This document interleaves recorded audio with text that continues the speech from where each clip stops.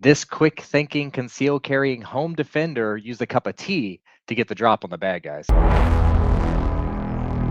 Hey, in today's video, we're breaking down a real life home defense scenario that was caught on video camera, real life security footage here. And we're going to see how a cup of tea was used to help this home defender get the drop on the bad guys and be successful. If you don't know me yet, my name is Caleb Lee. I'm the #1 best-selling author of Concealed Carry 101. And I'm also the founder of Patriot Training Center, where we teach live gun training courses to people just like you who want to learn how to defend themselves and their families. Okay, so let's get into today's actual video footage. I'll just play it here without comment first, and then we'll talk about it. Shows a masked intruder with a gun run up to this mid-city man about to walk in his front door.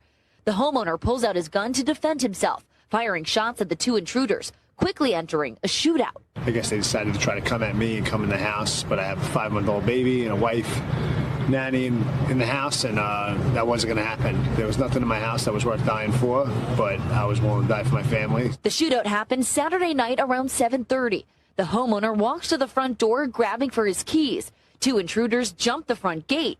One intruder runs up to the front door. The mid-city man throws his tea, pulls out his gun, and starts shooting. And I know where I felt someone run up behind me, put something to my back, and then put a pistol to my back, and somebody else running up. When shots are fired, the intruders disperse. One fires back, scrambling to hop over the side fence. The other hops over the front gate and runs away. After the attack, the family filed a report with the LAPD Olympic Division. It's a matter of time before these people are going to get caught. I think they should just pick a new career before they do end up in jail. We reached out to LAPD Olympic Division for more information about the suspects, but did not hear back. All right, so that was the whole thing pretty much caught on tape there. And it's very interesting getting to hear the homeowner and his description of things as it went down. There's a couple things I think that went right here I think we can learn from. So number one, we have the homeowner, he's obviously just pulling into his home. The gate's not even closed yet, and these guys jumped the fence. That's kind of interesting that they didn't go through the gate. And then this is the first time according to the homeowner, he says he feels the gun in his back ear. One thing that we'll notice here, if you kind of look at the homeowner's ear here, it appears to me like he's got like iPhone earbuds or whatever in his ears. So maybe that was why he didn't really hear this guy run up on him until he got the gun stuck in his back. As we see the kind of later video here, after he defends himself, he's kind of just walking towards the house with his head down. Obviously not expecting this to happen. Kind of see him here. And he's digging for his keys in his pocket, like any of us, right? He's starting to go relax in his house. But that was the first thing that stood out to me is I noticed there's something in his ears. So maybe there's earbuds in there. So that's something to be aware of. If you do wear any type of earphones, earbuds, that type of thing, especially out in public, I see people walking in the streets all the time, wearing these things in their ears. Obviously, that's going to lower your situational awareness if you can't hear anything around you or behind you. Even like a hoodie, I don't really like wearing a hoodie over my ears and stuff like that. It kind of blocks your peripheral vision and that type of thing. So it's just something that I noticed as I was watching this. And then what he did great, I thought, was excellent job. He had this cup of, as it says, tea in his hand.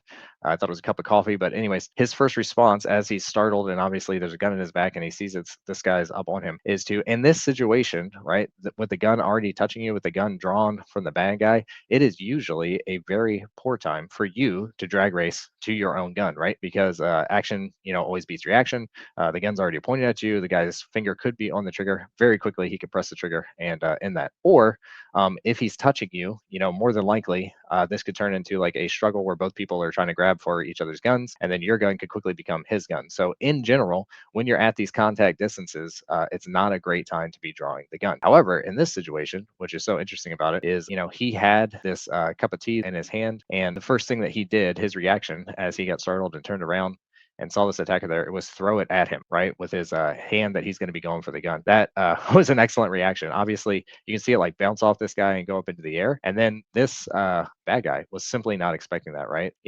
Tactical guys talk about OODA loop and all that, but it definitely disrupted what he thought the situation was going to go. Most criminals have experience being criminals. Every other time in his life that he's done that, if he's an experienced criminal, he points the gun at the would-be victim. The would-be victim will comply because that's how it's always gone. He's not really expecting to have a cup thrown into his face. And you can see that because the bad guy immediately recoils, right? It's just a cup of tea. It's not like it did any harm, but just that being thrown in his face, this guy's got the startle response and and the bad guy's like already backpedaling and turning away, right? Instead of thinking, oh, I should shoot this guy. And that gives our defender time to go for his gun. And you can see him draw it from here. It looks like appendix. And luckily, the second person, criminals often come in pairs, if not more, was running up behind the guy that was fast and got there first. But as soon as he sees his buddy backpedaling, you can see his feet up here on the top of the screen. He starts running, and he probably recognized that this guy's going for his gun. So he's starting the draw stroke and he's going for his gun. And then he gets the gun out and then starts firing. So all in all, excellent job for this defender here. I thought this was extremely good reactions here for probably a situation he's not really trained or prepared for. And for any of us, a situation that we wouldn't really expect. So I think he did an excellent job here. And another thing that this made me think about is I've done other videos on this channel and I've talked about a few different things. Number one, your car is not a holster. So like a lot of people will tell me, oh, I don't conceal carry every day, but I normally have a gun on me because it's in the car. So if something bad happens, I can just grab the gun in the car. In this situation, it's very obvious. Maybe you have guns in the house, more than one gun, and then you got the gun in the car, and you kind of consider that like your concealed carry gun or the gun that you carry around in case something bad happens. That would be absolutely useless in this situation, as you can see, because this all happened. Thankfully, it all happened right before he opened the door. And as the guy said in the interview who defended himself, he's got his wife, he's got his kids in the house. Those people were the people he was willing to die for. And it is wonderful that he didn't get that door open before this whole situation happened, right? He was in the process of opening the door. That's actually a mistake on the criminal's part, right? If they were really trying to do a robbery and get inside the house, probably would have been smarter to make that attack as he was opening the door. That way he could barge in after hopefully surprising the victim, right?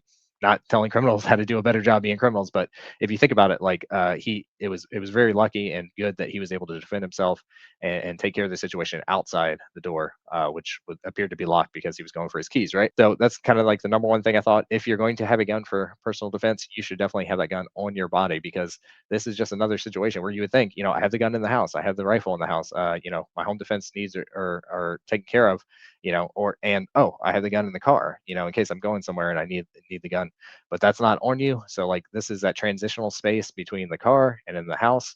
And this is a situation where he definitely needed that gun. And because it was on him, he was able to respond quickly. The other thing is I've done videos on this channel about different hand positions when you're practicing your draw stroke, right? So this is another example of how that type of practice can pay off, even if it's not a traditional situation. So instead of just always practicing with your hands down by your side, we see that this guy had something in his hand. So that's something that sometimes we practice in different courses, and I'm taking some training, and you can just hold something in your hand and then practice dropping that and going for your gun, because sometimes people have they want to retain the thing that's in their hand and not focus on getting the gun out. His excellent response was to throw what he had in his hand into this attacker's face. Excellent response. And then he immediately went for the gun, right? So, but the point here is the more that you practice the different hand positions, I've gone over on the channel before, normally hands down below the belt line, and then clearing the cover garment, getting your gun out. And then I like to practice at least one position, or it could be many positions, but anything with your hands above the belt line. So this kind of trains you for that subconscious skill of, if you have something in your hands, he just threw it, or if you have your hands up like, hey, back away, in a fencing position or any type of struggle or anything like that, then going from above the waistline, clearing the cover garment there. So anyways, this was just an excellent clip, I thought, and this guy did an excellent job. Let me know what you think in the comment below. It appears the bad guys got away, and then whenever this news story was posted, there was no follow-up as to whether these guys got arrested or anything like that. But I think our defender here did an excellent job. Let me know what you think in the comments below. As always, the more trained that you are, the better your chances of surviving a situation like this. So if you haven't taken live gun training yet, go ahead and check us out at patriottrainingcenter.com. Leave your comments below, and I will see you in the next video.